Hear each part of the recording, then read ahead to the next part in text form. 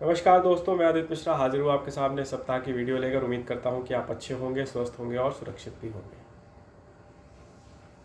महाभारत के कहानी से और उसके पात्र से, उसकी घटनाओं में कई ऐसे प्रसंग हैं जो प्रासंगिक भी है और मार्मिक स्पर्श भी देते हैं। कहते हैं कि 18 अक्षौणी सेना में महाभारत के युद्ध में की कहानी थी। 18 अक्षौणी सेना में 11 जो है वो कौरवों के पास थी और 7 जो है वो पांडवों के पास थी। करोड़ों में लोगों की इस युद्ध में जान गई थी। और इस युद्ध में जो सबसे ज्यादा प्रासंगिक और मुझे मार्मिक स्पर्श लगता है वो है अभिमन्यु का वध। इस कहानी और इस प्रसंग से यकीन मानिए, आप इसके एंड में इस कहानी को जब मैं खत्म करूंगा तब आपको इसका निष्कर्ष समझ में आएगा कि क्या थी इसकी प्रासंगिकता, क्यों थी। कहते हैं कि अभिमन्यु को जब घेर के मारा गया तो कौरव के जितने भी बड़े बड़े महारथी थे उन सब ने अभिमन्यु को मारा। और इतिहास ये कहता है कि जिस समय अभिमन्यु का वध हुआ उस समय वहां पर अर्जुन नहीं थे। अर्जुन किसी और युद्ध में गए थे। जब अर्जुन वापस आते हैं और उन्हें पता चलता है कि अभिमन्यु का वध हो गया तो उन्हें दुख तो होता है, लेकिन वो कहते हैं कि शूरवीर योद्धा जो है जब युद्ध में होते हैं तो जान तो जाती ही है। उन्हें सबसे ज्यादा दुख इस बात का होता है कि मरे हुए अभिमन्यु को जयद्रथ ने अपनी लातों से मारा। इस पूरी कहानी का, अभिमन्यु के वध की पूरी कहानी का जो सबसे बड़ा विलन था वो था जयद्रथ।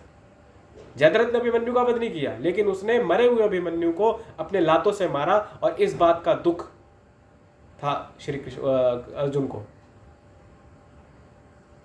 और अर्जुन ने उसी वक्त अंजलि में पानी लिया और इस बात की शपथ ली कि सूर्यास्त से पहले अगर मैं जयद्रथ का वध नहीं करता तो मैं स्वयं को जो है वह जला लूंगा। ये बात जब दोनों सेना में पता चली, कौरवों में और पांडवों में, तो कौरवों में तो जो है वो खुशी की लहर दौड़ गई कि एक ही दिन की तो बात है, एक ही दिन जयद्रथ को बचाना है। उसके बाद तो मेन जो इनका खिलाड़ी है, मेन जो इनका योद्धा है अर्जुन, वो खुद जो है अपने आप को जला देगा। और पांडवों में इस बात की लहर दौड़ी दुख की कि अरे इसने क्या बोल दिया, ये कर पाएगा। उनको बहुत इस बात का जो है वो दुख था कि ये कैसे इन्होंने बोल दिया। पांडवों की सेना में इस बात का वो था, डर था। जब ये बात पता चली दोनों सेना में, तो दोनों सेना जो है अपने अपने स्तर पर प्रयास करने लगे। पांडव जो है वो इस बात का प्रयास करने लगे कि किसी तरीके से जयद्रथ सामने आ जाए सूर्यास्त से पहले, और कौरव इस बात का प्रयास करने लगे कि किसी तरीके से सूर्यास्त तक जो है वो जयद्रथ को बचा के रखना है। और कहते हैं कि जैसे जैसे दिन चढ़ता गया पांडवों की जो सांसें थी वो नीचे ठहरती गई, और अंत में हार के जो अर्जुन थे वो नीचे घुटनों के बल जमीन पे बैठे और अपना गांडीव उन्होंने वहां पे रख दिया और मायूस थे। पूरी मायूसी की लहर थी पूरे पांडव की सेना में। अर्जुन मायूस थे। पांडवों ने श्री कृष्ण की तरफ देखा और उम्मीद की एक ज्योति जलाई और बोले कि प्रभु आप ही हैं सब कुछ।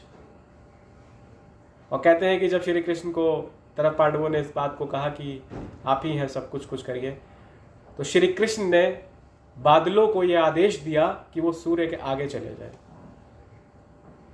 जैसे जब आदेश देने लगे तो जो सेना थी, जो लोग थे, उन्होंने पूछा श्री कृष्ण से कि ये क्या कर रहे हैं। श्री कृष्ण का जवाब सुनिएगा, इससे अच्छा अगर कोई जवाब हो तो मुझे बताइएगा। श्री कृष्ण कहते हैं कि मैं माहौल बना रहा हूं जीतने के युद्ध का। और उन्होंने आदेश दिया, बादल जो है वो सूर्य के आगे चले गए, सूर्य छिप गया। कौरवों को लगा कि जो है सूर्यास्त हो गया और वो कौरव बाहर आए और जयद्रथ भी आया।